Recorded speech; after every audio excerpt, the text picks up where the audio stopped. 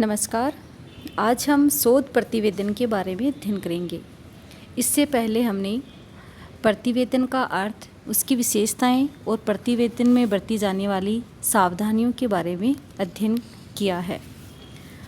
शोध प्रतिवेदन में क्या होता है, जब भी कोई लेखक है वो कोई किसी भी विषय पर शोध करना चाहता है तो उसके लिए एक प्रोजेक्ट तैयार करता है जिसको शोध परियोजना कहा जाता है। इस शोध परियोजना में किन किन बातों का ध्यान रखना चाहिए, आज हम इसी का अध्ययन करेंगे।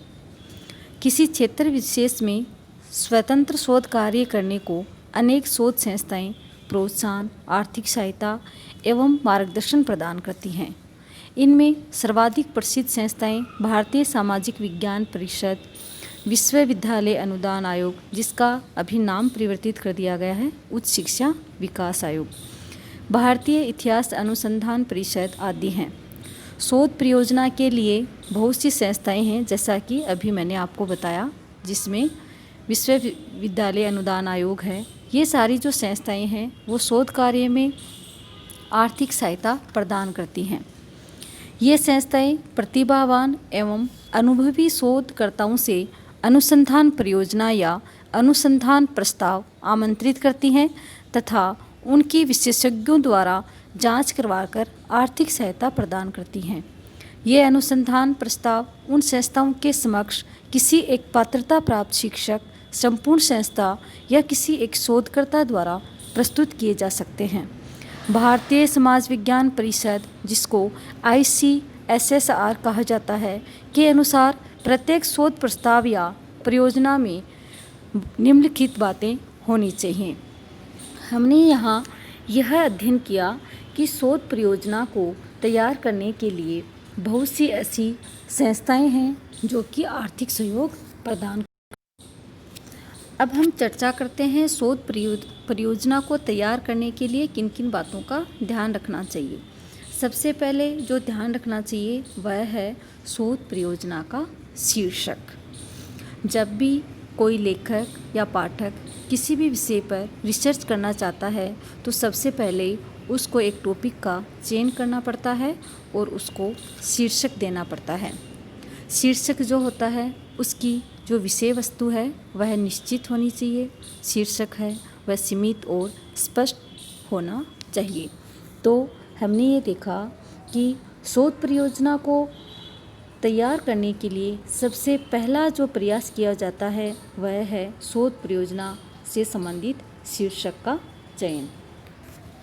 इसके पश्चात शोध समस्या का विवरण, इस पर लेखक को अपना ध्यान देना चाहिए। शोध समस्या का विवरण जो ये बताए कि समाज विज्ञान या राज विज्ञान के किस सिद्धांत में उस शोध समस्या का क्या स्थान है तथा उनकी स्वीकृति में कौन कौन से प्रश्न अथवा अड़चनें आती हैं। इसके हल हो जाने पर देश, सिद्धांत और पद्धति विज्ञान के क्षेत्र में क्या योगदान संभव होगा।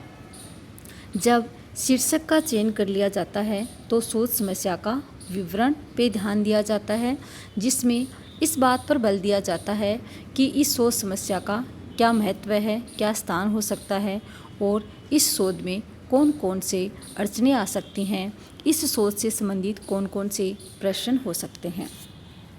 अगला जो चरण है वह है उपलब्ध साहित्य की समीक्षा करना। हमने शोध समस्या से रिलेटेड कोई भी एक टॉपिक लिया, उसका शीर्षक तैयार किया और उसके पश्चात शोध समस्या का जो विवरण है उसमें हमने शोध से संबंधित विभिन्न समस्याओं का चयन किया। उसके पश्चात हमें जो भी साहित्य उपलब्ध है उसकी विषय वस्तु की दृष्टि से हमें समीक्षा करनी होती है और इस बात पर बल दिया जाता है कि इस विषय वस्तु में कोई भी टॉपिक है वो अधूरा नहीं रह जाए। तो उपलब्ध जो साहित्य होता है हमारे पास किसी भी शोध परियोजना से संबंधित, उस उपलब्ध साहित्य की हमें समीक्षा करनी होती है। अब हम अगला जो चरण है वह होता है अवधारणात्मक योजना। इसमें विषय की दृष्टि से अवधारणाएं अर्थात कॉन्सेप्ट हैं वो तैयार किए जाते हैं, जिनकी मदद से वास्तविकता का पता लगाना संभव हो जाता है। अवधारणात्मक जो योजना है इसमें जो भी हमने टॉपिक का चयन किया है उससे संबंधित जो भी कंसेप्ट होते हैं उनको ध्यान में रखा जाता है और इससे जो भी बिंदु हैं उनकी वास्तविकता का पता लगाया जाता है आसानी से। अगली जो चरण है वह है शोध पत्र अथवा परिकल्पनाएं। शोध पत्र अथवा परिकल्पनाएं जो समस्या का समाधान प्रस्तावित कर सके, ये गवेषणात्मक अनुसंधान में भी आवश्यक हैं किंतु वर्णनात्मक में नहीं हैं। जो परिकल्पनाएं होती हैं वो वर्णनात्मक नहीं होती हैं। अगला जो चरण है वह है अनुसंधान क्षेत्र। अनुसंधान क्षेत्र में इसमें आने वाली सभी इकाइयों को निश्चित किया और यदि उनकी संख्या अधिक है तो उन्हें सैंपलिंग द्वारा सीमित किया जा सकता है ताकि अनुसंधान शोधकर्ता के पास उपलब्ध समय और साधनों की सीमाओं में रहकर पूरा किया जा सके।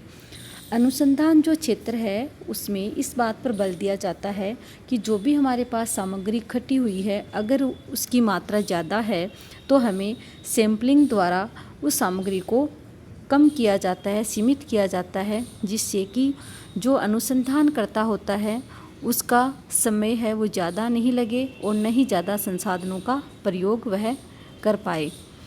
अर्थात संसाधन और जो सामग्री होती है, सीमित संसाधन और सीमित सामग्री पर बल दिया जाता है अनुसंधान क्षेत्र में। अगला जो चरण है वह है समक संकलन। समक संकलन है वह शोध के संदर्भ में संकलित तथ्यों को समक कहा जाता है।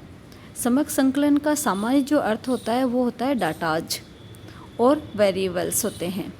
डाटा और जो वेरिएबल्स होते हैं इनके द्वारा प्रश्नावली, अवलोकन, साक्षात्कार आदि जो विभिन्न प्रविधियां हैं इनका प्रयोग करके विभिन्न जो डाटा हैं और जो वेरिएबल्स हैं उनको इकट्ठा किया जाता है। जैसा कि हम जानते हैं शोध परियोजना में जो भी विषय होता है, जो भी टॉपिक कोई लेखक या पाठक लेता है शोध से रिलेटेड, उससे संबंधित उसको डाटा और वेरिएबल्स इकट्ठे करने पड़ते हैं और उसके लिए वह जो तकनीकी अपनाता है वह होती हैं प्रश्नावली, अवलोकन और साक्षात्कार। अगला जो चरण है वह है समक प्रक्रमण अर्थात डाटा प्रोसेसिंग।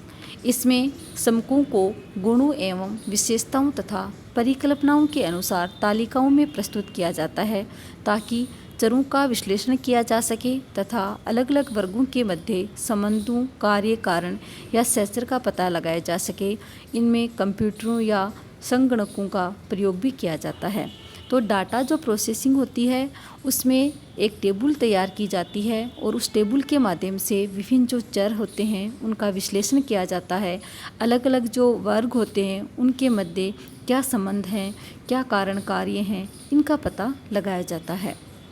और इसमें जो भी तकनीकी के लिए काम लिए जाते हैं वो संसाधन होते हैं कंप्यूटर और कैलकुलेटर, इनका प्रयोग किया जाता है। इसके बाद समय विभाजन का ब्यौरा अर्थात टाइम टेबल। इसमें शोध के प्रत्येक कार्य या कदम के लिए लगने वाले समय का अनुमान लगाया जाता है। जैसे उदाहरण के लिए संबंधित साहित्य का अध्ययन करने में 6 माह का, एकत्रित करने में 4 माह का समय लग सकता है। इसी तरह शोध प्रतिवेदन में 3 माह लग सकते हैं। अर्थात जब भी शोध परियोजना तैयार की जाती है किसी भी लेखक के द्वारा या शोधार्थी के द्वारा, तो उसको सबसे पहले अपना टाइम टेबल है उसका निर्धारण कर लेना आवश्यक होता है। उस टाइम टेबल में वह ये तय करता है कि उसको साहित्य अध्ययन में कितना वक्त लगने वाला है और विभिन्न जो डाटाज हैं उनका कलेक्शन करने में उसको कितना वक्त लगेगा और संपूर्ण जो शोध है प्रतिवेदन उसको तैयार करने में कितना वक्त लगेगा। अगर वह अपना समय निर्धारित कर लेगा तो उसका जो शोध प्रतिवेदन है वो आसानी से तैयार हो सकता है। अगला जो चरण है वह है संगठनात्मक संरचना। संगठनात्मक जो संरचना है इसमें मुख्य शोधकर्ता, क्षेत्रकर्ताओं आदि के बारे में ये बताया जाता है कि उनकी संख्या कितनी होगी तथा उनका चयन किस प्रकार से किया जाएगा।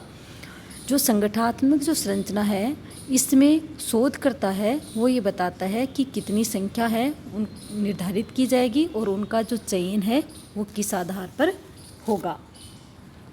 अंतिम जो शोध प्रतिवेदन का जो चरण होता है वो होता है व्यय का आंकलन। इसमें ये बताया जाता है कि कौन कौन लोग शोध कार्य में लगाए जाएंगे तथा उनको क्या पारिश्रमिक देना होगा। इसी में यात्रा व्यय, परामर्श व्यय, डाक व्यय, कंप्यूटर, टंकन खर्च, पुस्तकें आदि का अनुमानित खर्च बताया जाता है। इन सब का औचित्य देखकर ही संस्था शोधकर्ता को व्यय की स्वीकृति देती है। विदेशी यात्रा, प्रयोग आदि देने के लिए संस्था अलग से विचार करती है।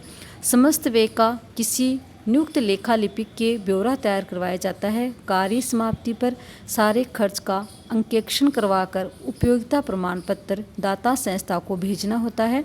शोध प्रतिवेदन की रिपोर्ट धनदाता संस्था तथा विभाग को भेजी जाती है। सार्वजनिक प्रकाशन से पूर्व इसका विशेषज्ञों द्वारा मूल्यांकन किया जाता है। उक्त संस्था प्रकाशन हेतु 25,000 रुपये तक की सहायता भी दी जाती है। तो हमने ये देखा कि जब भी शोध परियोजना तैयार की जाती है, चाहे उस एमफिल हो या पीएचडी हो, इन सब से संबंधित जब भी कोई शोध तैयार किया जाता है तो इन पे काफ़ी खर्चा आता है। तो जो व्यय है उसका आंकलन करना ज़रूरी होता है कि शोध कार्य में हमें किन किन चीज़ों पर व्यय करना होगा और कितना व्यय करना होगा, और जिसमें यात्राएं हैं, परामर्श हैं, पुस्तकें हैं, ये सारी चीज़ें काउंट होती हैं। तो हमने ये देखा कि जब भी शोध परिवेदना लिखी जाती है तो शोध परिवेदना में सबसे पहले बहुत सारी चीज़ों का ध्यान रखना होता है, जिसमें सबसे पहले शोध परियोजना से संबंधित शीर्षक है उसका चयन करना पड़ता है। उसके पश्चात शोध समस्या का विवरण है उसका अध्ययन करना पड़ता है। फिर शोध से संबंधित हमने जो साहित्य इकट्ठा किया है उसकी समीक्षा करनी होती है, और उसके पश्चात अवधारणात्मक योजना होती है जिसके माध्यम से हम उस विषय की वास्तविकता का पता लगाते हैं। और फिर शोध पत्र और परिकल्पनाएं हैं वो भी ज़रूरी हैं, क्योंकि इसके द्वारा है वो गणवेशनात्मक अनुसंधान संभव होता है। और अनुसंधान जो क्षेत्र है उसमें विभिन्न जो है सैंपल लिए जाते हैं शोध से संबंधित। तो जो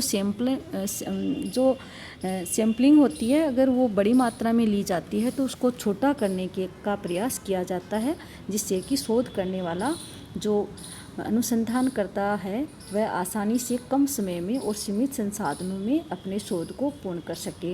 इसके पश्चात समक संकलन है, इसका भी प्रयोग किया जाता है। और जो समक संकलन है इसमें मुख्य रूप से शोध से संबंधित विभिन्न जो डाटाज होते हैं और जो चर अर्थात वेरिएबल्स होते हैं उनका निर्धारण किया जाता है। और डाटा और जो वेरिएबल्स होते हैं उनको प्राप्त करने के लिए प्रश्नावली, अवलोकन और साक्षात्कार का प्रयोग किया जाता है।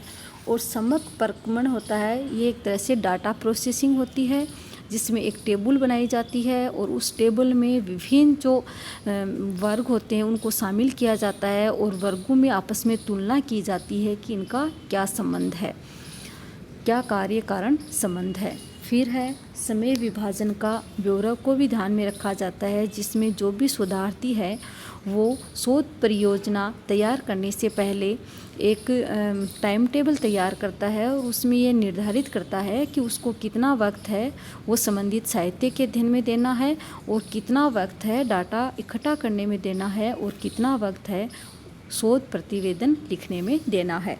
तो जो समय विभाजन है वो भी अति महत्वपूर्ण है।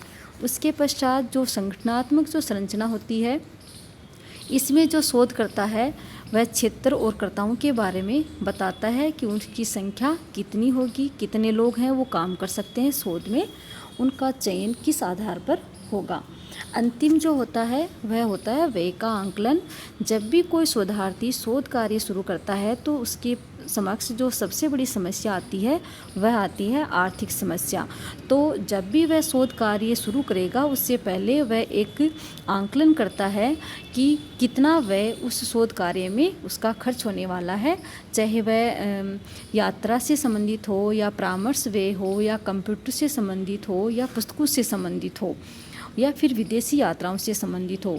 और ये जो व्यय है ये तैयार करवाया जाता है। उसके पश्चात इस व्यय का भी अंत में अंकेक्षण होता है और ये रिपोर्ट सारी तैयार करके धनराशि से संबंधित जिस संस्था से धन प्राप्त करवाया जाता है उसके पास भेज दी जाती है। और हमने इससे पूर्व भी ये अध्ययन किया है कि शोध जो परियोजना है उसको संचालित करने में बहुत सी जो संस्थाएं हैं, चाहे वह भारतीय सामाजिक विज्ञान परिषद हो या विश्वविद्यालय अनुदान आयोग हो या फिर भारतीय इतिहास अनुसंधान परिषद हो, ये जो सारी संस्थाएं हैं ये आर्थिक सहायता भी प्रदान करती हैं शोध परियोजना के लिए। धन्यवाद।